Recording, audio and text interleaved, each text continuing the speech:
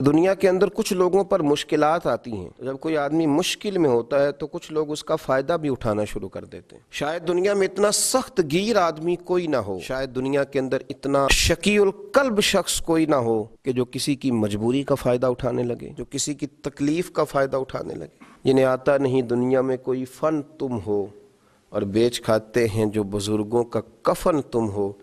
اقبال کہنے لگے اتنے بھی سخت لوگ ہوتے ہیں جو میتوں پہ سودے کریں، اور جو اس عالم میں آ کر جب لوگ تکلیف میں ہوں تو وہ اس طرح کے اسباب پیدا کرنا شروع کر دیں کہ تھوڑا سا دنیاوی نفع لینے لگیں۔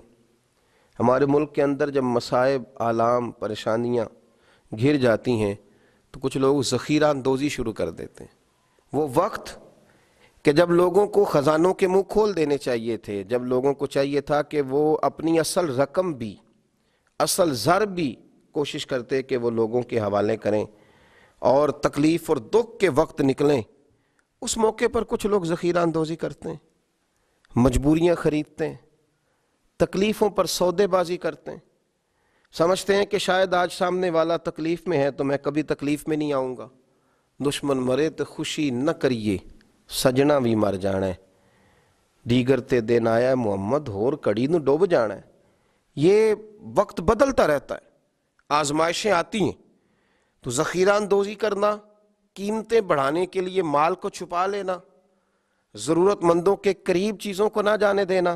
حضرت عمر ابن خطاب رضی اللہ تعالیٰ عنہ بیان کرتے ہیں کہ رسول اللہ صلی اللہ علیہ وسلم نے فرمایا ذخیرہ اندوزی کرنے والا ملعون ہے، لعنتی ہے وہ شخص جو ذخیرہ اندوزی کرے۔ سنن ابن ماجہ کے اندر یہ حدیث موجود ہے، فرمایا ملعون ہے وہ شخص کہ لوگوں کو ضرورت ہے اور یہ صرف نفع بڑھانے کے لیے ذخیرہ اندوزی کر رہا ہے، اللہ سے نہیں ڈرتا۔ حضرت سیدنا عثمان غنی رضی اللہ تعالیٰ عنہ کا بہت سارا مال واپس آیا۔ مدینے میں قرب و جوار میں شدید قحط کا عالم تھا، خشکی تھی، بارشیں نہیں ہوتی تھیں، لوگ تکلیف میں تھے، تو آپ کے 10 سے زیادہ اونٹ غلے کے بھرے ہوئے آئے۔ حضرت عثمان غنی رضی اللہ تعالیٰ عنہ کا جب مال پہنچا، لوگوں کو پتہ چلا، تو وہ جو تاجر تھے جن کو پتہ تھا کہ آج کل ہم مہنگی قیمت میں خرید کر ڈبل قیمت میں بھی بیچ سکیں گے، وہ پہنچ گئے، کہنے لگے کہ سنا ہے آپ کا مال آ گیا ہے۔ آپ کو پتہ ہے نا ہمارے ہاں بلیک میں چیزیں خرید کے پھر بلیک میں بیچنی شروع کر دی جاتی ہیں۔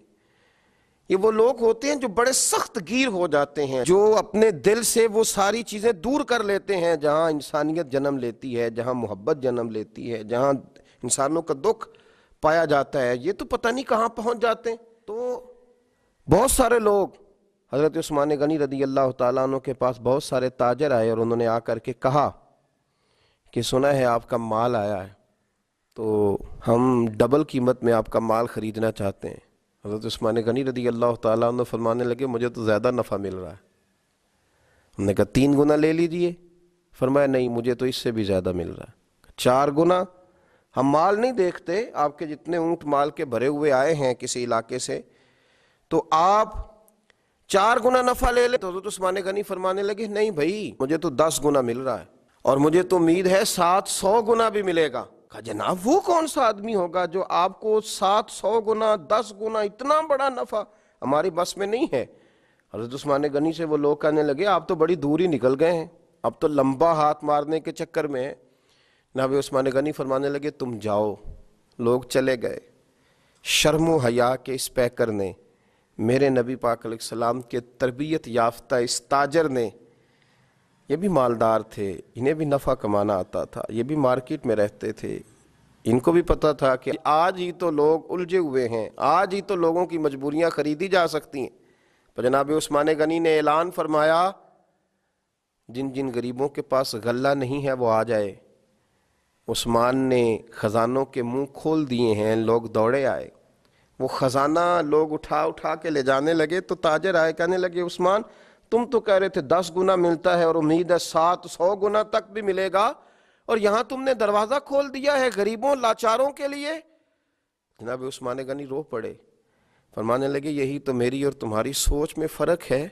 کسی انسان کی اوقات نہیں کہ وہ 4 گنا سے زیادہ دے سکے، لیکن میرے رب کا وعدہ ہے کہ تم میرے رستے میں 1 دو گے تو میں تمہیں 70 بھی دوں گا، میں تمہیں 700 بھی دوں گا۔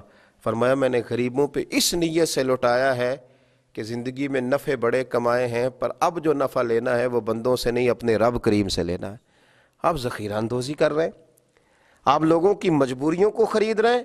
آؤ پلٹ کے آؤ، ساری زندگی لوگوں سے تجارت کی، جب لوگ مجبور ہوں، تکلیف میں ہوں، تو پھر ایک دفعہ اپنے رب سے بھی تجارت کر کے دیکھو، اپنے مالک سے بھی تجارت کر کے دیکھو۔ اور جو رب سے تجارت کرتا ہے اسے پھر صرف دنیا کا نفع نہیں ملتا، اللہ اسے دین، دنیا اور آخرت کے نفع عطا فرمایا کرتا ہے۔ اللہ سمجھنے کی توفیق عطا فرمائے۔